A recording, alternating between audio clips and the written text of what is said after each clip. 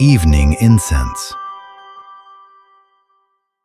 This is the brief on the Golden Altar of Incense. You know, its design, specifically its rings and poles, isn't just ancient furniture. It's a precise spiritual blueprint for how Christ's ministry is carried forward. Think of it like a carefully engineered vehicle where every single part has a distinct purpose. So, what does the specific hardware of this altar actually tell us? First, the 2 rings. While other tabernacle furniture like the ark had 4 rings, this altar only had 2. These represent the fixed testimony of the law and the prophets.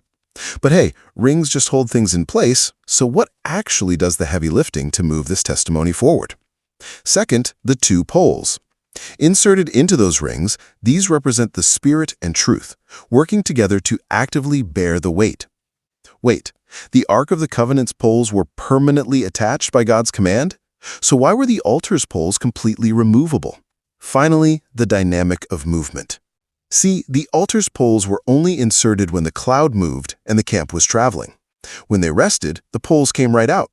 It's kind of like a heavy hiking backpack. You only strap it onto your shoulders when it's actually time to march.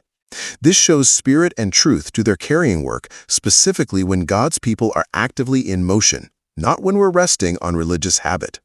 To summarize, the altar's design shows us the fixed truth of the law and prophets is carried forward by spirit and truth, but only when we're moving in step with God.